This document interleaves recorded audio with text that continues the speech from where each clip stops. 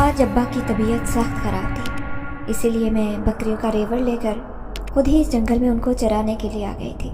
पिछले काफ़ी दिन से बारिशें हो रही थी, उसकी वजह से बकरियां भी सूखी घास पर गुजारा कर रही थी। अब वो इतने दिन अच्छी खुराक ना मिलने की वजह से सभी बहुत कमज़ोर हो गई थी। आज जब सूरज बुलंद हुआ और मौसम किधरे साफ़ हो गया तो आज मेरे अब्बा की तबीयत ख़राब हो गई। अम्मा भी घर के कामों में उलझी हुई थी। ऐसे में मैं अम्मा से इजाज़त लेकर बकरियों का रेवड़ लेकर जंगल में आ गई थी। यूं भी हमारे गांव में औरतें और लड़कियां मर्दों के शाना बशाना होकर काम करते थे। कभी किसी ने ऐसे कामों में शर्म महसूस नहीं की। मैं तो अक्सर ही अब्बा के साथ कभी खेतों में काम करने के लिए जाती थी तो कभी बकरियों का रेवड़ लेकर जंगल में निकल आते। मुझे उस जंगल में तन्हाई में बैठकर अपनी ज़िंदगी के बारे में सोचना बहुत अच्छा लगता था। इसके साथ साथ मुझे तो बचपन से तस्वीरें बनाने का भी बहुत शौक था। हमारे गांव में प्राइमरी तक स्कूल था। प्राइमरी तक मैंने तालीम हासिल की थी। उसके बाद चाहने के बावजूद भी मैं मज़ीद पढ़ाई करने के लिए शहर में नहीं जा सकी। अम्मा अब्बा से जब मैंने पढ़ने की ख्वाहिश का इजहार किया तो अब्बा तो चुप रह गए। वो अपनी गुर्बत की वजह से मजबूर हो गए थे, वरना अगर उनके बस में होता तो वो अपनी लाडली बेटी की इस ख्वाहिश को कभी रद्द ना करते। जबकि अम्मा ये सुनते ही अपना गाल पीटने लगी थी। वो कहने लगी कि खुदा का खौफ करो, तुम पढ़ने लिखने की बातें कर रही हो। हमारे ख़ानदान में कभी किसी लड़की ने 5वीं जमात से आगे पढ़ाई करने का नाम भी नहीं लिया। लड़कियां सीना फरौना करती हैं, कुरान पाक पढ़ती हैं और घर के कामकाज करती हैं। बस यही उनकी ज़िंदगी है, उनकी कुल कायनात है। और तुम सबसे अलग ही बातें करती हो। न जाने तुम किस पर चली गई हो। तुम तो हमारी नाक कटवाओगी। तुम जानती नहीं हो कि शहर का माहौल कैसा है। वहाँ की पढ़ी लिखी लड़कियाँ बहुत ही ज़्यादा ख़राब हैं। ये पढ़ाई इंसान का दिमाग ख़राब कर देती है। अम्मा की ये लंबी चौड़ी बातें सुनकर मैं बुझ कर रह गई थी। मुझे पढ़ने लिखने का बहुत शौक़ था। हमारे गांव में कुछ लड़कियां ऐसी थी जो ज़मींदार घराने की थी और वो शहर में जाकर पढ़ रही थी। उन्हें मैं रश्क से देखा करती और फिर अम्मा से मैंने ये कहना शुरू कर दिया कि अगर तुम मुझे शहर में पढ़ने नहीं दे सकते तो मुझे उन लड़कियों के पास पढ़ने के लिए भेज दिया करो। यूँ भी वो घर में बच्चों को और लड़कियों को पढ़ाने का काम भी करती थी। पहले तो अम्मा इस बात पर एतराज़ करती रही, मगर फिर अब्बा ने भी मेरी इस बात पर हामी भर ली। यूँ भी वो लड़कियों को मुफ्त पढ़ाती थी, बस किताबों और कापियों का ही खर्चा था। फिर मैंने उन लड़कियों के पास पढ़ना शुरू कर दिया। हर वक्त मैं अपनी पढ़ाई में मसरूफ़ रहती, इसलिए मैं जंगल में कम ही आती जाती। और फिर जंगल में मेरे साथ एक हादसा पेश आया जिसकी वजह से मैं बुरी तरह से डर गई थी। आज भी जब वो वाक़या मुझे याद आता है तो मेरे रोंगटे खड़े हो जाते। वो मुझे खड़ूस शख्स याद आ जाता जिसे मैंने सिर्फ उस दिन ही देखा था। उसके बाद मैंने उसे ना तो कभी गाँव में देखा और ना ही कभी मुझे उसकी एक कहीं पर झलक नज़र आई। मैं हैरान होती कि वो शख्स कौन था और उस दिन वो जंगल में क्या कर रहा था। फिर मैं सोचती कि हो सकता है वो कोई शिकारी हो, कोई शहर का रहने वाला हो जो जंगल में शिकार की नीयत से आ गया हो या रास्ता भटक गया हो। आज जब मैं बकरियों को लेकर जंगल में पहुंची तो फिर मैं अपनी ही सोचों से बाहर आई। यकदम ही बकरियां एक तरफ भागने लगी थी। ये देख के मैं बुरी तरह से घबरा गई कि अब इतनी बकरियों को मैं कैसे काबू करूं। वो मुसलसल उनके पीछे भाग रही थी मगर वो मेरे हाथ नहीं आ रही थी। ऐसे लग रहा था जैसे उनके पीछे कोई चीज़ लगी हो और वो डर के मारे भाग रही हूँ। वो अजीबोगरीब आवाज़ें अपने गले से निकाल रही थी और इधर उधर भागती फिर रही थी। मैं अब बुरी तरह से थक हार कर अपनी जगह पर बैठ गई और सोचने लगी कि आखिर मैं अब इन बकरियों को कैसे काबू करूँ। ना जाने उन्हें क्या हो गया है जो ये बिल्कुल भी एक जगह पर टिक कर नहीं खड़ी हो रही। फिर जब मेरा थकन से बुरा हाल हो गया, मेरी हिम्मत जवाब दे गई तो तभी वो बकरियां भी एकदम पुरसकून हो गई और फिर घास चरने लगी। अब वो सब मेरे आसपास घास चरने लगी थी। मैंने अपनी कापी निकाली और फिर सामने नज़र आने वाले मंजर की तस्वीर में कापी पर बनाने लगी थी। मुझे मुसव्वरी करने का बहुत शौक था। एक दिन मेरी पेंटिंग देखकर मुझे समीना बाजी ने बताया कि शहर में बड़े बड़े स्कूल भी थे जो ये पेंटिंग बनाना सिखाते थे। मुझे तो बचपन से ही ये काम अच्छा लगता था और अब जब मैंने समीना बाजी से ये बात सुनी तो मेरे दिल में भी ये ख्वाहिश पैदा होने लगी कि मैं भी उस शहर के स्कूल में दाखिला लूँ और पेंटिंग का काम सीखूं। मगर अम्मा अब्बा के सामने इस ख्वाहिश का इजहार करने का मतलब उनके गुस्से को हवा देना था। और मैं उनके गुस्से की मुतहम्मिल नहीं हो सकती थी। वो ज़रा ज़रा सी बात पर मुझ पर गुस्सा करने लगते। ना जाने अम्मा को शहर की ज़िंदगी से इस कदर खौफ क्यों आता था। शायद उन्हें इस बात का डर था कि कहीं मैं उनके हाथ से ना निकल जाऊं, कहीं उनकी बदनामी का बायस न बन जाऊं, कहीं मेरी वजह से उनकी इज़्ज़त पर हर्फ ना आ जाए। ऊपर से घर के हालात भी ऐसे थे कि मैं ऐसी किसी ख्वाहिश का इजहार कर ही नहीं सकती थी। अभी मैं ये सब सोच रही थी कि जब मुझे अपने आसपास किसी के गला खंगारने की आवाज़ सुनाई दी। मैंने चौंक कर जब पलट कर देखा तो मेरे आसपास कोई भी नहीं था। मैं यहाँ पर अकेली थी। फिर मैंने इस बात को अपना वहम समझा और दोबारा अपनी कापी पर तस्वीर बनाने लगी। कापी पर मैंने अभी उस जंगल की मंजर कशी की थी। हर तरफ दरख्त ही दरख्त थे। अब मैं उन दरख्तों पर रंग भरने लगी थी। तभी दोबारा से वही आवाज़ सुनाई दी जैसे किसी ने मेरा नाम पुकारा हो। अब जब मैंने पलट कर देखा तो अभी भी वहाँ पर कोई नहीं था। मैं हैरान परेशान रह गई कि आखिर यहाँ पर कौन था जो मेरा नाम लेकर मुझे पुकार रहा था, मगर वो मेरे सामने नहीं आ रहा था। अब की बार मैंने कहा, जो भी है सामने आए, मुझे तंग मत करो। मगर मेरी बात के जवाब में खामोशी छाई रही। तभी मेरी नज़र अपनी कापी पर पड़ी तो ये देखकर मैं हैरान रह गई कि कापी पर उस दरख्त के बीचों बीच किसी इंसान का ह्योला भी नज़र आ रहा था, जबकि मैंने तो सिर्फ दरख्तों की ही तस्वीर बनाई थी। मैंने किसी इंसान का चेहरा तो अभी तक बनाया ही नहीं था। मैंने आंखें मसल कर देखा कि शायद मुझे गलत फहमी हुई है, शायद मेरी आंखों को धोखा हुआ है। और जब मैंने आंखें मसल कर दोबारा देखा तो वहाँ पर कुछ भी नहीं था। मैं हैरान परेशान रह गई कि मेरे साथ आज ये क्या हो रहा है। फिर जैसे ही शाम हुई तो मैं तमाम बकरियों का रेवड़ लेकर घर आ गई। आज मैं बहुत उलझी सी थी। आज मेरे साथ जो हुआ था वो बहुत अजीब था और मुझे समझ नहीं आ रही थी कि ऐसा मेरे साथ क्यों कर हुआ। अगले दिन अब्बा की तबीयत बिल्कुल ठीक थी और अब्बा खुद ही बकरियों का रेवड़ लेकर जंगल की तरफ चला गया। हमारा रोज़गार मवेशियों से ही वाबस्ता था। पूरा साल अब्बा मवेशियों की खिदमत करते, उन्हें चारा खिलाते और फिर उन्हें बेच दिया करते। यूँ उनसे जो भी पैसे हासिल होते वो अपनी ज़रूरतों के लिए रख लिया करते थे। इसके साथ साथ हम लोग अपनी फसलें भी उगाते, जिनमें गंदम और चावल की फसलें होती थी। यूँ चावल और गंदम हमारे घर का होता, मगर बाकी ज़रूरियात के लिए हमें पैसों की ज़रूरत पड़ती थी। मुझे जब छोटी छोटी ख्वाहिशों के लिए तरसना पड़ता, छोटी छोटी ज़रूरतों के लिए जब मुझे मुनासिब वक्त का इंतज़ार करना पड़ता, तो मेरा दिल दुख से भर जाता था और मैं सोचने लगती कि आखिर ऐसा क्यों है। हमारी ज़िंदगी इन लोगों की तरह आसान क्यों नहीं है, जिनके मुंह से निकलने से पहले ही उनकी बात पूरी हो जाती है। अब मुझे समीना बाजी का घर याद आता। उनका घर बहुत बड़ा था और वह अपने घर भर की बहुत लाडली थी। वो तो शहर से भी पढ़ रही थी और इसके साथ साथ वो इस कदर अच्छे अच्छे कपड़े पहनती कि मैं उन्हें रश्क से देखती रह जाती और मैं सोचती कि काश मेरी ज़िंदगी भी ऐसी होती। मगर मेरे माँ बाप गरीब थे। वो मुझे ऐसी ज़िंदगी देने के बारे में तसव्वुर भी नहीं कर सकते थे। आज मैं जब समीना बाजी के घर गई तो उनके घर में बहुत मज़े मज़े के पकवान पक रहे थे। उनकी खुशबू से मेरा दिल चाह रहा था कि मैं भी ये खुशबूदार जायके वाला खाना पेट भर कर खाऊं। मगर समीना बाजी उस वक्त अपनी तैयारियों में मसरूफ़ थी। आज उन्हें रिश्ते वाले देखने के लिए आ रहे थे।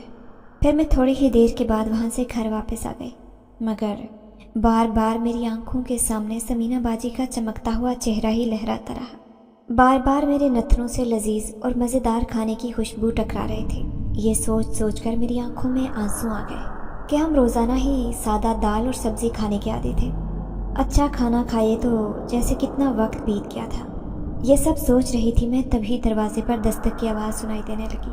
अम्मा उस वक्त रसोई घर में थी और मैं उस वक्त अपनी किताब लेकर बैठी हुई थी। मैंने किताब एक साइड पर रखकर जब दरवाज़ा खोला तो ये देखकर मेरा मुंह हैरत से खुले का खुला रह गया, क्योंकि मेरे सामने वही खड़ूस शख्स खड़ा था जो आज से कुछ साल पहले मैंने देखा था और उसके बाद मुझे वो कहीं पर भी शख्स नज़र नहीं आया था। उसे देखते ही मेरी नज़रों के सामने उस दिन वाला वाक़या घूम गया जब पहली बार मैं अब्बा के साथ उस जंगल में गई थी और फिर जंगल में घूमते घूमते मैं रास्ता भटक गई थी और जंगल के दरमियान में पहुंच गई थी। उस दिन अचानक से मौसम ख़राब हो गया था। तेज़ बारिश के साथ साथ आंधी भी चलना शुरू हो गई थी। तभी बारिश से बचते बचाते मैं अब्बा से काफ़ी दूर हो गई थी। अब उस वक्त जानवरों को एक जगह पर इकट्ठा करने में अब्बा मसरूफ़ हो गए थे। उनका मेरी तरफ से ध्यान हट गया था। वो समझ रहे थे कि मैं अपनी जगह पर मौजूद हूँ, जबकि मैं तो कहीं चलते चलते वहाँ से काफ़ी दूर आ गई थी। और अब मैं जंगल के घने हिस्से में पहुंच गई थी। अब मैं रास्ता भटक गई थी। मैं नासमझी से जंगल के उस मज़ीद तारीक हिस्से में पहुंच गई और चलते चलते अब्बा से बहुत दूर हो गई थी। एक जगह पर मैं ज़मीन पर बैठ गई, फिर खौफ से रोने लगी। मुझे बहुत ही ज़्यादा डर लग रहा था। मुझे ऐसे लग रहा था जैसे अभी कोई जिन भूत आएगा और मुझे पकड़ कर ले जाएगा, या फिर जंगली जानवर मुझे अपना नवाला बना लेंगे। अम्मा से मैंने सुना था कि जंगल के तारीक हिस्से में खौफनाक जानवर भी थे और उस जंगल में जिन्नात और भूत प्रेत भी रहते थे जो अक्सर लोगों को खौफजदा करते। अगर कोई शाम के बाद जंगल में जाता तो जिन्नात उसको रास्ता भटका देते थे और उससे बहुत ज़्यादा खौफजदा भी करते। जब ये बातें मुझे याद आईं तो मैं और भी ज़्यादा शिद्दत से रोने लगी। तभी मेरे कंधे पर किसी ने हाथ रखा। तब मैं ज़्यादा बुरे तरीके से चिल्लाने लगी। उस शख्स ने मेरे मुंह पर हाथ रख दिया और अब जब मैंने सर उठाकर देखा तो मेरे सामने एक नौजवान शख्स खड़ा था। वो गुस्से से मुझे देखकर कहने लगा, क्या बात है, तुमने मेरी नींद खराब कर दी, मेरे आराम में तुमने खलल डाला है, क्यों इस कदर बुरी तरह से चिल्ला रही हो। उसकी बात सुनकर मैं हैरान परेशान रह गई कि वो कौन था जो इस जंगल में सो रहा था, आराम कर रहा था, जबकि बारिश और तूफान इस कदर शदीद था कि खौफ से इंसान का बुरा हाल हो रहा था। और उस शख्स का कहना था कि मैंने उसके आराम और सुकून में खलल डाला है। मैंने उससे कहा कि मैं रास्ता भटक गई हूँ, अब्बा से बिछड़ गई हूँ। अब मुझे समझ नहीं आ रहा था कि मैं जंगल से बाहर कैसे निकलूँ। काफ़ी देर वो मुझे गुस्से से घूरता रहा, फिर कहने लगा, तुम्हें उसी जगह पर रुकना चाहिए था जहाँ तुम्हारे वालिद साहब मौजूद थे, तुम्हें वहाँ से आगे जाना ही नहीं चाहिए था। उसके मुंह से ये बात सुनकर मैं शर्मिंदा हो गई। उससे कहने लगी कि मैंने जानबूझकर ऐसा नहीं किया और ना ही अपनी मर्जी से रास्ता भटक कर यहाँ पर पहुँची हूँ, बल्कि मैं तो सख्त बारिश और आंधी की वजह से घबरा गई थी। और फिर मैं चलते चलते इस घने जंगल में पहुँच गई, क्योंकि मुझे यहाँ से बाहर निकलने का रास्ता नहीं आता। अगर आप मुझे बाहर पहुँचा दें या मुझे बाहर निकलने का रास्ता बता दें तो आपकी बहुत मेहरबानी होगी। वो कहने लगा कि अब मौसम के हालात किधरे बेहतर होने दो, मैं तुम्हें जंगल से बाहर ले जाऊँगा। मैंने जब आसपास नज़र दौड़ाकर देखा तो बारिश की शिद्दत में किसी किस्म की कमी वाक़ई नहीं हुई थी और अब वक्त गुजरने के साथ साथ हर तरफ अंधेरा बढ़ता जा रहा था। मैं अपनी जगह से उठ खड़ी हुई और उससे कहने लगी कि मैं अभी के अभी घर वापस जाना चाहती हूँ, क्योंकि मज़ीद अंधेरा हर तरफ फैल रहा है, इससे मुझे बहुत डर लग रहा है। वो कहने लगा कि इस घने जंगल में क्या तुम अंधेरे में चल लोगी। मैंने हाँ में सर हिला दिया और उससे कहने लगी कि अम्मी अब्बू के पास जाने के लिए मैं कुछ भी कर गुजरूंगी, मगर मैं यहाँ पर इस ख़तरनाक जंगल में नहीं रह सकती। खुदा के लिए मुझे यहाँ से ले चलो। इतने अंधेरे में जंगल में चलना आसान काम नहीं है, बहुत ज़्यादा कीचड़ मचा हुआ था। मैं चलते चलते ज़मीन पर गिरने लगी तो उसने मुझे थाम लिया। अब मैं हाथ पकड़कर उसका सहारा लेकर चल रही थी। जब हम जंगल की हदूद से बाहर निकले तो दूर से रोशनी नज़र आ रही थी। वो मुझे कहने लगा कि लगता है तुम्हारे गांव वाले तुम्हें ढूंढने के लिए जंगल में आ रहे हैं, अब तुम यहाँ से चली जाओ। मैंने उससे पूछा कि तुम यहाँ क्या कर रहे हो रात के वक्त, हमारे साथ हमारे घर में आ जाओ, जंगल में रहना ख़तरनाक है। वो गुस्से से कहने लगा कि तुम्हें मेरी फ़िक्र करने की ज़रूरत नहीं है और ना ही तुम्हें मेरे बारे में किसी को कुछ भी बताने की ज़रूरत है। वो वहीं पर खड़ा रहा और अभी मैं चंद कदम आगे ही बढ़ाई तो सामने ही मेरे अब्बू और गांव के कुछ लोग आ रहे थे। अब्बू ने मुझे देखकर खुद से लिपटा लिया। मुझे कहने लगे, तुम अचानक कहाँ गायब हो गई थी? जब मैंने जानवरों से तवज्जो हटाकर देखी तो तुम वहाँ पर मौजूद नहीं थी। तुमने ऐसा क्यों किया? आज के बाद दोबारा कभी ऐसा मत करना। तुम्हारे जैसी छोटी बच्चियों के लिए तो ये जंगल बहुत ख़तरनाक हो सकता है। अब्बू को मैंने कहा कि उस शख्स ने मेरी बहुत मदद की है और उसी की वजह से ही मैं जंगल से बचकर निकली हूँ। अब जब मैंने पलट कर देखा तो मेरे पीछे कोई भी नहीं था। मैं हैरान परेशान घर वापस आ गई थी। उसके बाद मैंने उस शख्स को कहीं पर भी नहीं देखा। न जाने क्यों वो मेरे जहन पर मुसल्लत होकर रह गया था। शायद उसकी वजह ये थी कि ज़िंदगी में पहली बार किसी मुश्किल में गिरफ्तार हुई थी और उसने मेरी मुश्किल में मदद की थी। यही वजह थी कि वो मेरे जहन के नक्शे पर किसी अनमिन्ट याद की तरह नक्श होकर रह गया था। अब मैं उसको दूसरी बार आज ही देख रही थी।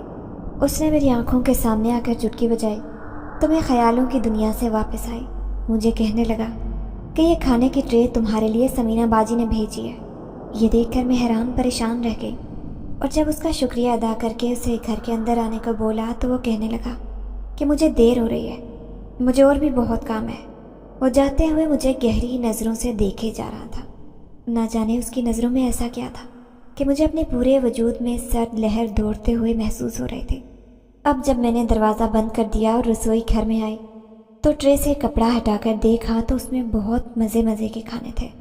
اماں کو میں نے بتایا کہ یہ کھانا سمینہ باجی کے گھر سے آیا ہے۔ میں تو اس کھانے پر ٹوٹ پڑی تھی کیونکہ میں نے اتنے ٹائم کے بعد اتنا لذیذ کھانا کھایا تھا۔ بار بار میرا دل سمینہ باجی کا مشکور ہو رہا تھا جن کی وجہ سے مجھے اتنا مزے کا کھانا کھانے کو ملا۔ اماں نے جب میری یہ حالت دیکھی تو مجھے کہنے لگی کہ ہر حال میں انسان کو خدا کا شکر ادا کرنا چاہیے۔ انسان کو روکھی سوکھی کھا کر بھی ایسے ہی شکر ادا کرنا چاہیے جیسے کہ یہ مرغ کھا کر انسان کرتا ہے۔ اماں کی بات سن کر میں شرمندہ ہو گئی اور کہنے لگی کہ اماں یہ بھی تو دیکھو کہ کتنا ٹائم گزر جاتا ہے، ہمیں اچھا کھانا کھانے کو نہیں ملتا۔ ہمیشہ کی طرح اماں کو میری بات سن کر غصہ آ گیا۔ وہ مجھے کہنے لگی کہ انسان کو اپنے سے نیچے دیکھنا چاہیے، کبھی بھی اپنے سے اوپر نہیں دیکھنا چاہیے، ورنہ انسان ہمیشہ بے سکون ہوتا رہتا ہے۔ اگر اللہ نے انسان کو کسی نعمت میں کسی سے کم رکھا ہے تو بہت سی نعمتیں اس کو ایسی دی ہوں گی جن کے لیے ہزاروں لاکھوں لوگ ترس رہے ہوں گے، اور ان میں سے سب سے بڑی نعمت انسان کی تندرستی اور صحت ہے۔ یہ سب سن کر میں جی بھر کر شرمندہ ہوئی، اور پھر کچھ دن کے بعد جب میں یہ برتن اٹھا کر سمینہ باجی کے گھر میں گئی تو ان کی بات سن کر میں حیران پریشان رہ گئی۔ وہ کہنے لگی کہ میں نے تو تمہارے لیے کوئی کھانا نہیں بھیجا، اور یہ برتن تو ہمارے نہیں ہیں، ہو سکتا ہے یہ کسی اور کے گھر سے آئے ہوں، تمہیں سمجھنے میں کوئی غلط فہمی ہوئی ہو۔ ان کی بات سن کر میں حیران رہ گئی۔ ہمارے گھر میں بھلا کس نے کھانا بھجوانا تھا؟ اس ملازم نے آپ کا ہی نام لیا تھا۔ تبھی سمینہ باجی کہنے لگی کہ کون سا ملازم تھا، اور اس بات پر میں خاموش ہو گئی۔ انہیں کہنے لگی کہ میں اس کا نام نہیں جانتی، بلکہ میں نے اسے کبھی کہیں نہیں دیکھا۔ سمینہ باجی کہنے لگی کہ بس پھر ٹھیک ہے، یہ کھانا کسی اور نے بھیجا ہوگا، اب تم جاتے ہوئے یہ برتن اپنے ساتھ لے جاؤ کیونکہ ہمارے یہ کسی کام کے نہیں ہیں۔ پھر میں ان سے ادھر ادھر کی باتیں کرنے کے بعد اپنے گھر واپس آ گئی تھی۔ سمینہ باجی کی شادی ہو رہی تھی اور چند دن میں ہی وہ رخصت ہو کر اپنے سسرال میں جا رہی تھی۔ ان کی چٹ منگنی اور پٹ بیاہ والا معاملہ ہوا تھا کیونکہ ان کے شوہر کو پاکستان سے باہر جانا تھا۔ یہ سن کر مجھے ان پر رشک آنے لگا۔ وہ ماں باپ کے گھر میں بھی عیش و عشرت سے رہیں اور اب سسرال بھی انہیں بہت اچھا اور امیر ملنے والا تھا۔ اسی بات کا ذکر جب اماں سے کیا تو ہمیشہ کی طرح وہ مجھے لتاڑنے لگی اور کہنے لگی کہ اللہ سب بچیوں کے نصیب اچھے کرے، یوں کسی کو حسد کی نگاہ سے نہیں دیکھتے۔ شام کو اماں ابا کے سونے کے بعد میں صحن میں آ کر بیٹھ گئی۔ آج چاندنی رات تھی اور ہمیشہ کی طرح چاندنی رات میں مجھے اکیلے بیٹھ کر چاند کو دیکھنا، اس سے باتیں کرنا بہت اچھا لگتا تھا۔ آدھی رات گزر چکی تھی، اماں ابا بے خبر سو رہے تھے اور میں اپنے اسی مشغلے میں مصروف تھی۔ تبھی مجھے اپنے آس پاس کسی کی سرگوشی سنائی تھی۔ کیا بات ہے، تم چاند کو اتنے غور سے دیکھ رہی ہو؟ کیا اس میں کسی کا چہرہ نظر آ رہا ہے؟ یہ سرگوشی بالکل میرے کان کے پاس ہوئی تھی۔ میں ہڑبڑا کر رہ گئی تھی۔ جب آس پاس دیکھا تو یہاں پر کوئی بھی نہیں تھا۔ پھر میرے آس پاس ہنسی کی آواز گونجی۔ میں پریشان ہو گئی۔ دل ہی دل میں مجھے ڈر بھی لگنے لگا تھا۔ میرے آس پاس تو کوئی بھی نہیں تھا، مجھے نظر کوئی بھی نہیں آ رہا تھا، مگر مجھے کسی کی موجودگی محسوس ہو رہی تھی، کسی کی آواز سنائی دے رہی تھی۔ اب میں گھبرا کر اپنے کمرے میں چلی گئی، بستر پر لیٹ کر سونے کی کوشش کرنے لگی، مگر شاید آج میری قسمت میں پرسکون نیند نہیں لکھے تھے۔ جیسے ہی میں نے چادر کھول کر اپنے اوپر اوڑھی تو چادر کھینچ کر کسی نے دور پھینک دی، اور پھر سے وہی آواز سنائی دی کہ آج چاندنی رات میں تم میرے ساتھ باتیں کرو، تم چاند کو دیکھو اور میں تمہیں دیکھتے ہوئے یہ رات بتا دوں گا۔ میں بری طرح سے چیخنے چلانے لگی۔ مجھے سخت ڈر لگ رہا تھا یہ سوچ کر کہ یہ آواز کس کی تھی، میرے پاس کون تھا۔ میری چیخوں کی آواز سن کر میرے ابا میرے کمرے میں آ گئے۔ اماں نے کمرے کی روشنی جلا دی۔ مجھے کہنے لگی کیا ہوا ہے، کیوں تم شور مچا رہی ہو؟ اماں ابا کو دیکھ کر میں سر پٹا گئی تھی۔ اب ابا کی موجودگی میں اماں کو کیا بتاتی کہ مجھے کسی جوان لڑکے کی موجودگی کا احساس ہو رہا ہے۔ یہ سوچ کر ہی میں شرم سے پانی پانی ہو گئی تھی۔ اماں کو کہنے لگی کہ میں خواب میں ڈر گئی تھی، مجھے ڈر لگ رہا ہے، اس لیے میں آج آپ کے ساتھ سونا چاہتی ہوں۔ ابا تو میری بات سن کر ہنس پڑے اور کہنے لگے کہ میری بیٹی سچ میں جھلی ہو گئی ہے۔ اماں پھر میرے پاس آ کر لیٹ گئی اور کہنے لگی کہ کتنی بار کہا ہے کہ نماز وقت پر ادا کیا کرو اور سوتے وقت آیت الکرسی اور قرآنی آیات کا اہتمام کیا کرو، ورنہ شیطان ایسے ہی انسان کے دل میں وسوسے ڈالتا رہتا ہے، وہ انسان کو پریشان کرتا رہتا ہے۔ अम्मा की बातों को मैं गौर से सुन रही थी। फिर अम्मा के साथ लिपटे हुए मैं बिलाखिर नींद की वादियों में खो गई थी। मगर आखिरी ख्याल मुझे उसी आवाज़ का आया था कि वो आवाज़ किसकी थी और बोलने वाला मुझे नज़र क्यों नहीं आ रहा था। क्या वो कोई जिन था? ये सब सोचते सोचते मैं सो गई थी। अब अक्सर ही मुझे वो आवाज़ सुनाई देने लगी थी। मैं जब भी अकेली होती तो मुझे अपने कान के पास सरगोशी सुनाई देती। मैं हड़बड़ा कर उठ बैठती। कभी कभी मैं बुरी तरह से बौखला जाती और शर्म के मारे मैं ये बात अम्मा को भी नहीं बता पा रही थी। अब जब अम्मा भी मुझे यूं बौखलाए हुए अंदाज में देखती तो कहने लगती, क्या हुआ है तुम्हें?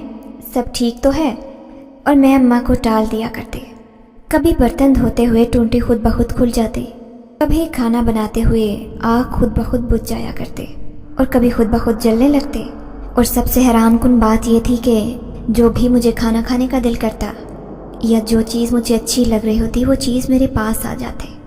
मैं जिस चीज़ की भी फरमाइश करती वो चीज़ मेरे सामने हाजिर हो जाती और मैं ये सोचकर हैरान रह जाती कि वो कौन है जो मेरी हर फरमाइश को पूरा कर रहा है। कितने दिन हो गए थे मैंने कोई तस्वीर नहीं बनाई थी। मैं ज़हनी तौर पर उलझी हुई थी। इस वजह से मेरा ये मशगला भी तकरीबन ख़त्म होकर रह गया था। अब जब मैं तस्वीर बनाने लगी तो यकदम कापी पर एक अजनबी शख्स का स्केच बन गया था। अब जब मैंने गौर से देखा तो ये वही चेहरा था जो उस दिन मैंने जंगल में देखा था और दूसरी बार जिसे मैंने अपने दरवाजे पर देखा था। मैं हैरान रह गई कि ये स्केच तो मैंने नहीं बनाया, तो ये खुद ब खुद मेरी पूरी कापी पर हर सफ़े पर यही स्केच कैसे बन गया। मैं जितना सोचती जा रही थी उतना उलझती जा रही थी। मुझे ये भी डर था कि अगर अम्मा ने ये कापी देख ली तो मुझ पर गुस्सा करेंगी कि ये मैं किसका स्केच बना रही हूँ। अभी मैं ये सोच ही रही थी कि अम्मा मेरे पास आ गई। मेरे हाथ से कापी छीन कर कहने लगी कि तुम क्या हर वक्त फजूल चीज़ें बनाती रहती हो? ज़रा बताओ मुझे, तुमसे इतना नहीं होता कि घर के कामों में तुम मेरी मदद करवा दो? हर वक्त तुम पेंसिल कापी लेकर ये फालतू के काम करती रहती हो। इधर दिखाओ तो क्या बना रही हो? अब मेरा खौफ के मारे बुरा हाल था। अम्मा अगर ये सब देख लेती तो वो मुझ पर गुस्सा करती और मुझे अम्मा के गुस्से से बहुत डर लगता था। मगर अम्मा ने मुझे कुछ भी कहे बगैर कापी मेरे हवाले कर दी और कहने लगी कि फ़ौरन से ये फजूल काम छोड़कर बाहर आओ और खाना बनाने में मेरी मदद करो। आज कुछ मेहमानों ने घर आना है, इसलिए आज खाने पर एहतमाम होगा। अम्मा की बात सुनकर मैं हैरान रह गई। भला हमारे घर में किसने आना था और खाने पर एहतमाम कैसा? अम्मा के जाने के बाद जब मैंने कापी खोल कर देखा तो ये देखकर मेरा मुंह फिर से हैरत से खुले का खुला रह गया, क्योंकि पूरी कापी के सफ़े बिल्कुल कोरे थे। उस पर किसी किस्म का कोई स्केच नहीं बना था। मैं हैरान परेशान सी अपनी सोचों में गुम थी। तभी अम्मा दोबारा से कमरे में आई और मुझे गुस्से से कहने लगी कि तुम तो बिल्कुल ही बावली हो गई हो। इसीलिए मैं तुम्हारे बाप से कहती थी कि तुम्हें ज़्यादा डील ना दे, तुम्हें ज़्यादा पढ़ने लिखने ना दे, वरना ये लड़कियां पागल हो जाती हैं और अपने आप में ही नहीं रहती। तभी मैं लड़कियों की पढ़ाई के ख़िलाफ़ हूँ। अब अम्मा की बातों से तंग आकर मैं फ़ौरन से रसोई घर में आ गई और जब देखा तो आज एक तरफ अम्मा ने चावल पकाने के लिए रखे थे, दूसरी तरफ वो गोश्त बना रही थी। मैं ये देखकर हैरान रह गई। अम्मा से कहने लगी, आज कौन आ रहा है? तभी वो कहने लगी कि तुम्हारे अब्बू के दूर के रिश्तेदार हैं, वो हमारे घर में आज रहने के लिए आ रहे हैं। तुम्हारे अब्बू का कहना है कि उन्होंने तुम्हारे लिए हाथ मांगने यहाँ आना है, इसीलिए मैं चाहती हूँ कि अपनी तरफ से किसी चीज़ में कमी ना होने दे और तुम भी ज़रा अच्छे से कपड़े पहनकर अपना हुलिया दुरुस्त कर लेना। ये बात कहते हुए अम्मा नज़रें चुरा गई थी, क्योंकि वो हमेशा मुझे सादगी से रहने का दर्श देती थी। अगर कभी मैं आंखों में काजल लगा लेती तो अम्मा को सख्त गुस्सा आता और वो मुझे कहती कि शरीफ लड़कियां यूं बनाव सिंगार करके घर में नहीं रहती, तुम हमारा नाक कटवाओगी। लोग क्या कहेंगे कि हमने बेटी को बिल्कुल ही हाथ से निकाल दिया है, हमारी बेटी हमारी कोई बात नहीं सुनती। और अब अम्मा खुद ही मुझे अपना हुलिया बेहतर करने को कह रही थी, जबकि मैं रिश्ते की बात सुनकर किधरे परेशान हो गई थी। सोचने लगी कि वो जाने कौन लोग थे और कैसे होंगे, और अम्मा और अब्बा दोनों ही अपने ख़ानदान में अकलौते थे। ना तो मेरा ननिहाल में कोई रिश्तेदार था और ना ही ददयाल में, मगर मुझे इस बात पर यकीन था कि अब्बा के रिश्तेदार भी यकीनन अब्बा की तरह गरीब गुरबा ही होंगे। अगर उन्होंने मुझे पसंद कर लिया और मेरी वहाँ पर शादी भी हो गई तो यकीनन वहाँ पर मेरी ज़िंदगी इस ज़िंदगी से मुख्तलिफ नहीं होगी। यही सोचकर मैं मुंह बिसोरते हुए अपने कमरे में आ गई।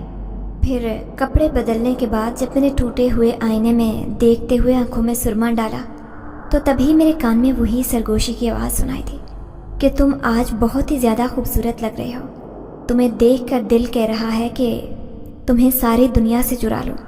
میرے ہاتھ سے سرما دانی چھوٹ کر نیچے گر گئے تھے۔ اماں کی مجھ پر نظر پڑی تو اپنا سر پیٹ کر رہ گئی۔ کیا ہو گیا ہے لڑکی، تم تو بالکل ہی باولی ہو گئی ہو، سرما دانی تم نے نیچے پھینک دی، میرا سارا سرما تم نے ضائع کر دیا، تمہارا دھیان کہاں ہوتا ہے؟ اماں غصے سے بول رہی تھی اور میں حیرت کی بت بنی وہیں پر کھڑی کی کھڑی رہ گئی، کیونکہ میں نے شیشے میں وہ شبیہ دیکھ لی تھی۔ وہ نظر آنے والی شبیہ کسی اور کی نہیں بلکہ اسی شخص کی تھی جو میں نے دروازے کے باہر دیکھا تھا، مگر جیسے ہی میں نے اسے پلٹ کر دیکھا تو وہ شیشے میں نظر آنے والا ایکس اچانک سے غائب ہو گیا تھا اور میرے پیچھے کوئی شخص بھی موجود نہیں تھا۔ میں حیران پریشان سے اپنے کمرے میں آ کر بیٹھ گئی اور سوچنے لگی کہ میرے ساتھ کہیں یہ کوئی پراسرار معاملہ تو نہیں چل پڑا۔ یہ سوچتے ہی مجھے جنات کے حوالے سے سنے سنائے ہوئے اور دیکھے ہوئے واقعات یاد آنے لگے۔ 2-3 لڑکیاں گاؤں میں ایسی تھیں جنہیں دورے پڑتے تھے اور ان کے منہ سے عجیب مردانہ قسم کی آوازیں نکلتی۔ کتنے ہی عاملوں پیروں فقیروں کو انہیں دکھانے کے لیے گھر لے جایا گیا، مگر کوئی بھی ان کا علاج نہیں کر سکا، اور پھر وہ ماں باپ کے گھر میں ہی بوڑھی ہو گئی تھی۔ ایک کی تو موت واقع ہو گئی تھی جبکہ دوسری ابھی بھی برے حالوں میں زندگی گزار رہی تھی۔ اسے اپنے بھائی کے بچے اور بھاوج اپنے اوپر بوجھ سمجھتے تھے اور بات بات پر یہی جتاتے کہ یہ عورت ان کے لیے مصیبت بن کر رہ گئی ہے اور ان کی زندگی اس عورت کی وجہ سے بہت مشکل ہو گئی ہے۔ جب میں نے اس عورت کو دیکھا تو مجھے اس پر ترس آ گیا تھا۔ ابھی میرے ذہن میں بار بار اسی کی شبیہ لہرا رہے تھے اور میں خوف سے تھر تھر کانپ رہی تھی۔ اگر مجھ پر بھی جن عاشق ہو گیا اور اس نے میری کسی جگہ پر شادی نہ ہونے دی تو میرا کیا ہوگا؟ میرا تو کوئی بہن بھائی بھی نہیں تھا، میرے ماں باپ تو مجھ سے بہت پیار کرتے تھے، اگر مجھے بھی کچھ ہو گیا تو وہ دونوں جیتے جی مر جائیں گے۔ یہ سوچ کر میں کانپ کر رہ گئی۔ اب میں نے فیصلہ کر لیا تھا کہ مجھے اماں سے اس بارے میں بات کر لینی چاہیے تاکہ اگر میرے ساتھ ایسا کوئی بھی معاملہ ہے تو میں وقت پر ہی اس سے جان چھڑوا لوں۔ ایسا نہ ہو کہ وقت گزرنے کے بعد پچھتاوا مقدر بن جائے اور میرے ہاتھ کچھ نہ آئے۔ شام کو جب لوگ گھر مجھے دیکھنے آئے تو انہیں دیکھ کر میں حیران رہ گئی۔ وہ ایک پڑھی لکھی عورت تھی اور ان کے ساتھ ایک مرد بھی تھا اور ساتھ ایک میری عمر کی لڑکی بھی تھی۔ وہ بہت خوبصورت سی گوری چٹی اور فیشنی سی لڑکی تھی۔ میں نے اتنی خوبصورت لڑکی اپنی پوری زندگی میں نہیں دیکھی تھی۔ ان لوگوں کو بھی میں پسند آئی تھی، میری سادگی بھری معصومیت کے وہ لوگ قائل ہو گئے تھے۔ وہ لڑکی بھی بات بات پر اپنے بھائی کی تعریف کرتی اور کہتی کہ میرے بھائی تو خود یہاں کر آپ کو دیکھنا چاہتے تھے، مگر امی ابو نے کہہ دیا کہ گاؤں کا ماحول ایسا نہیں ہے، وہ اب آپ کو شادی کے بعد ہی دیکھ سکتے ہیں۔ اس کی باتیں سن کر میں نے شرما کر سر جھکا لیا تھا، مگر میرے دل میں کہیں نہ کہیں خوف بیٹھا ہوا تھا کہ ہو سکتا ہے کہ وہ جن میری شادی نہ ہونے دے، وہ میری زندگی برباد کر دے، اور اگر ایسا ہو گیا تو کیا میں ساری زندگی خوشیوں کو ترستے ہوئے اس گھر میں گزار دوں گی؟ یہ سوچ کر ہی میں کام کر رہ جاتی۔ جاتے جاتے ان لوگوں نے میرے ماں باپ کو رشتے کا اندیا دیا تھا۔ میرے امی ابو بہت خوش تھے۔ پھر مجھے معلوم ہوا کہ وہ لوگ شہر میں رہتے تھے اور اچھے کھاتے پیتے گھرانے کے لوگ تھے۔ ان کے 2 بیٹے تھے اور بڑے بیٹے کی شادی انہوں نے خاندان سے باہر کی تھی۔ گھر میں آتے ہی وہ اپنے شوہر کو لے کر الگ ہو گئی تھی، اسی لیے وہ لوگ چاہتے تھے کہ دوسرے بیٹے کی شادی وہ خاندان میں کرے تاکہ وہ لڑکی ان کے ساتھ اسی گھر میں ایڈجسٹ ہو کر رہے۔ اسی لیے ان کا دھیان میری طرف چلا گیا تھا۔ کئی سال پہلے انہوں نے مجھے خاندان کی ایک شادی میں دیکھا تھا۔ وہ میری امی کے سلیقے اور سمجھداری کے قائل تھے، اسی لیے وہ میرا رشتہ لینے کے لیے یہاں پر آئے تھے۔ ان لوگوں نے کہہ دیا تھا کہ جہیز کے نام پر کچھ بھی نہیں چاہیے، وہ بس سادگی سے مجھے رخصت کروا کر اپنے گھر میں لے کر جانا چاہتے ہیں۔ ان کی بات سن کر جہاں پر امی ابو نے اطمینان کا سانس لیا، وہیں پر میں بھی دل ہی دل میں پریشان ہو گئی تھی کہ نہ جانے میری شادی بھی ہوگی یا وہ جن مجھ پر ہمیشہ کے لیے مسلط ہو کر رہ جائے گا۔ وہ بار بار مجھے اپنی موجودگی کا احساس دلاتا، میرے کان میں اپنی گھمبیر آواز میں سرگوشی کرتا اور میرے سیدھے کاموں کو الٹا کر دیتا، اور جب مجھے امی سے ڈانٹ پڑنے والی ہوتی تو وہ میرے الٹے کاموں کو سیدھا کر دیتا۔ کبھی کبھی تو وہ مجھے اس قدر پریشان کرتا کہ میں دونوں ہاتھوں میں اپنا چہرہ چھپا کر رو پڑتی، اور میری اس حالت کو دیکھ کر اماں سمجھتی تھی کہ شاید میں اس گھر میں جانے کے خیال سے افسردہ ہو رہی ہوں۔ تب وہ مجھے گھر بسانے کے گر بتانے لگتی اور کہتی کہ ایک نہ ایک دن ہر لڑکی کو رخصت ہو کر اپنے سسرال میں جانا ہی ہوتا ہے، چھوٹی چھوٹی باتوں پر دل چھوٹا نہیں کرتے۔ تمہیں اللہ اپنے گھر میں خوش اور آباد رکھے۔ اور پھر ان تمام خدشات کو لے کر میں سسرال آ گئی۔ मुझे इस बात का यकीन ही नहीं आ रहा था कि मेरी शादी हो गई थी, और वो जो जिन मुझ पर आशिक था उसने मेरी शादी आखिर कैसे होने दी। मैंने तो आज तक यही देखा था कि जिन्नात किसी इंसान के पीछे पड़ जाएं तो वो सारी ज़िंदगी उस पर मुसल्लत होकर रहते हैं, उसे तंग करते हैं और उसकी कभी भी शादी नहीं होने देते। मगर मेरे साथ मामला उलट हुआ था। शादी के बाद जब मैं रुखसत होकर ससुराल आई तो ससुराल का माहौल बहुत अच्छा था। मेरे सास ससुर और मेरे शोहर मेरा ख्याल भी रखते हैं और मेरी बहुत ज़्यादा परवाह करते हैं। उन्हीं दिनों मेरी जेठानी भी ससुराल आकर रहने लगी। वो उम्मीद से थी और उसके आखिरी दिन चल रहे थे। जब ही मेरे जेठ कहने लगे कि इस हालत में इसका अकेले रहना मुनासिब नहीं है, जब तक वो ठीक नहीं हो जाती तब तक उस घर में रहेगी। इस बात पर भला किसी को क्या एतराज़ हो सकता था। बल्कि मेरी सास ने तो इस बात पर शुक्र अदा किया था कि इस तरह से उनका बेटा उनके करीब रह सकता है, वो उन्हें रोज़ाना देख सकती है। जबकि इससे पहले तो उनको अपने बेटे की शक्ल देखे हुए कितने दिन गुजर जाते थे। मेरी जेठानी मेरे कमरे में ज़्यादा वक्त गुजारने लगी। न जाने क्यों मुझे उन्हें देखकर उलझन होती थी। वो मेरे कपड़ों पर, मेरे उठने बैठने पर, हर चीज़ में नुक्स निकालती और बातों बातों में मुझे कहती कि तुम्हारा शोहर तुम्हारे साथ कैसे वक्त गुजार रहा है। वो तो मेरी छोटी बहन को पसंद करता था और उससे शादी करना चाहता था, मगर मेरी सासू माँ ने ज़बरदस्ती उनकी शादी तुम्हारे साथ करवा दी। वो तो कहता था कि मैं किसी पेंडू लड़की के साथ ज़िंदगी नहीं गुजार सकता। उसकी बातें सुनकर मेरा दिल दुखता था। फिर मैं भी सुनकर मेरा दिल पूरी तरह से अफसरदा हो गया था। आज शाम को जब मेरे शोहर घर आए तो उन्होंने भी मेरा बुझा हुआ रवैया देखा तो वो चौंक उठे। मुझसे मेरे रवैये का सबब पूछने लगे। मैंने बेरुखी से उसका हाथ पीछे झटक दिया। भला उनसे ज़्यादा मुनाफिक शख्स मैंने कहीं नहीं देखा था। वो मुझे पसंद नहीं करते थे तो उन्होंने मुझसे शादी क्यों की थी। मुझे गुमसुम देखकर वो कहने लगे कि कहीं घूम फिर आते हैं, तुम्हारा मूड अच्छा हो जाएगा।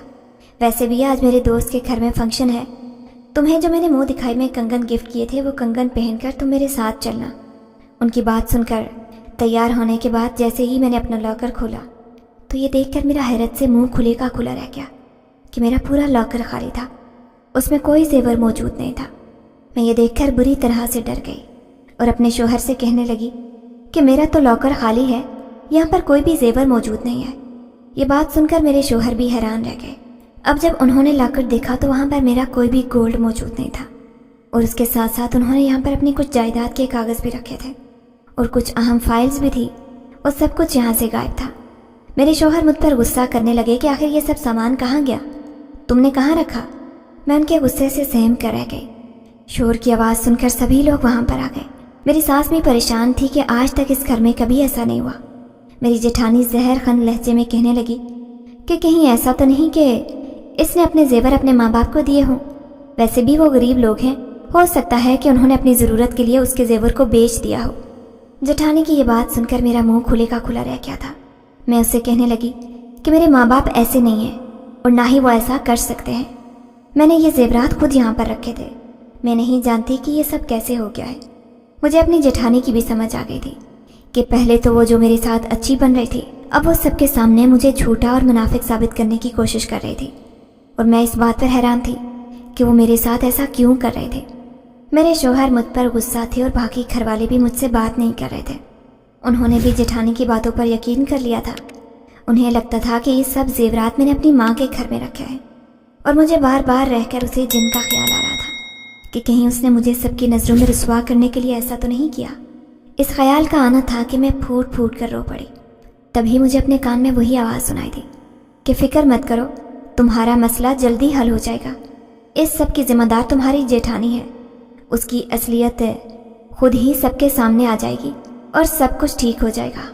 ये आवाज़ सुनकर मैंने सर उठाकर देखा, मगर आज भी हस्बे मामूल में अकेली थी। मगर यह सुनकर मेरा दिल तसल्ली में आ गया था कि मेरे दिल में जितने भी खदशात थे दूर हो गए थे। मैं बिला वजह ही उस जिन के लिए गलत सोच रही थी, मगर मुझे इतना भी इल्म था कि उसने मुझे कभी कोई नुकसान नहीं पहुंचाया था और यकीनन अब की बार भी वो मेरे साथ कुछ गलत करने वाला नहीं था। फिर अगले ही दिन रात को मेरी जेठानी की तबीयत ख़राब हो गई। उसे जब अस्पताल लेकर गए तो तब मेरे जेठ ने मेरी नंद से कहा कि कमरे की सफाई अच्छे से करवा देना। काफ़ी दिन से तुम्हारी भाभी की तबीयत ठीक नहीं थी, उसने भी अच्छे से सफाई नहीं की। मुझे तो कोई चीज़ जगह पर मिलती नहीं है। जब तक हम लोग वापस नहीं आते मुलाजमा के साथ मिलकर कमरे की सफाई करवा दो। और फिर कमरे की सफाई के दौरान ही मेरे वो तमाम जेवरात और जायदाद के कागजात मेरी जेठानी के कमरे में मिल गए थे। ये बात मेरी नंद ने मुझसे छुपा ली थी। वो सारी चीज़ें उठाकर अपने माँ बाप के कमरे में चली गई और फिर शाम को जब मेरी जेठानी ने एक नन्ही गुड़िया को जन्म दिया और सब लोग जब घर वापस आ गए तो तब मेरी नंद ने सब लोगों को बताया कि ये तमाम जेवरात भाभी के कमरे से मिले हैं। मेरी जेठानी तो इस बात पर हैरान थी कि वो जेवरात सबके हाथ कैसे लग गए, क्योंकि वो उसने अपने लॉकर में रख दिए थे और घर पर इन चीज़ों की मौजूदगी जेठानी की समझ से बाहर थी। वो इस बात पर हैरान परेशान थी और फिर बातों ही बातों में उसके मुंह से ये बात निकल भी गई कि बैंक से ये चीज़ें घर में कैसे आ सकती हैं। तभी सब लोगों को भी इस बात का इल्म हो गया कि वो झूठ बोल रही थी और उसने मुझे सबके सामने रुसवा करने की साजिश की थी। उस दिन के बाद जितने दिन भी मेरी जेठानी यहाँ पर रही वो मुझसे शर्मिंदा सी नज़रें चुराई रही थी और मैं इस बात पर खुदा का शुक्र अदा कर रही थी कि मुझसे ये घिनौना इल्ज़ाम हट गया था और मैं सबकी नज़रों में सुरखरू हो गई थी। अब मेरे शोहर ने भी अपने रवैये की मुझसे माफ़ी मांगी और कहने लगे कि मुझे माफ़ कर दो, मुझे तुम्हारे साथ ऐसा नहीं करना चाहिए था, मुझे तुम्हारा एतबार करना चाहिए था। मेरी जेठानी जब अपने घर चली गई तो उसके बाद मैंने भी सुख का सांस लिया था। अब इस बात को कितने ही साल गुजर चुके हैं। मेरी छोटी नंद भी अपने घर की हो चुकी है और मेरी जेठानी के साथ मेरे ताल्लुकात बहाल हो गए हैं। वो आज भी अपने किए पर शर्मिंदा है और आज भी मुझे गंभीर आवाज़ सुनाई देती है। आज भी मुझे आसपास किसी की मौजूदगी का एहसास होता है, मगर मेरे लाख कहने के बावजूद भी वो मेरे सामने नहीं आता। मेरी ज़िंदगी में वो सब कुछ हासिल हो गया था जिसके बारे में मैंने कभी सोचा था। मेरे शोहर ने जब मुझसे पूछा कि तुम्हें किस चीज़ का शौक़ है, तभी मैंने शोहर के सामने इस ख्वाहिश का इजहार कर दिया कि मैं मुसव्वरी करना चाहती हूँ। और फिर मेरे शोहर ने एक इंस्टीट्यूट में मेरा दाखिला करवा दिया और चंद ही दिन में मैं मुसव्वरी करना सीख गई थी। अब तो मेरी बनाई हुई पेंटिंग्स भी गैलरी में जगह बनाने लगी थी और लोगों की तवज्जो का मरकज़ बनने लगी थी। अब कितने ही लोग मुझे मुसव्विर के तौर पर जानते थे। ज़िंदगी में सब कुछ था, खैर खुशी थी, बच्चे भी थे, मगर इसके बावजूद भी ये खलश थी कि मेरा शोहर मुझे पसंद नहीं करता। वो मुझे पेंडू लड़की समझता था। उस दिन मेरे शोहर ने मुझे घेर लिया, मुझे कहने लगा कि सच सच बताओ, तुम्हारी आंखें इस कदर बुझी क्यों रहती हैं? क्या तुम इस शादी से खुश नहीं हो? क्या मैं तुम्हें पसंद नहीं आया? तब मेरे रोते हुए उनसे ये सारी बातें कहती जो मैंने कितने वक्त से अपने दिल में छुपाए हुए थे। क्या आप अपनी भाभी की बहन को पसंद करते थे? तभी वो मेरा चेहरा अपने हाथों में थाम कर कहने लगा कि भाभी खुद अपनी बहन की मेरे से शादी करवाना चाहती थी, मगर मैं उसे पसंद नहीं करता था और मेरे इनकार पर ही मेरे अम्मी अब्बू ने उसका रिश्ता मेरे लिए नहीं मांगा। और फिर जब अम्मी अब्बू ने मेरे सामने तुम्हारा नाम लिया तो तुम्हारी सादगी और शराफत की तारीफ़ की, तो फिर बिना देखे ही उनके फ़ैसले को कबूल कर लिया था। और फिर जब तुम्हें देखा तो मुझे यकीन आ गया कि अम्मी अब्बू मेरे लिए गलत नहीं सोच सकते। अपने शोहर की बात सुनकर मेरी नज़रों के सामने से भी बदगुमानी के बादल छट गए थे और अब सारा मंजर मुझे साफ नज़र आने लगा।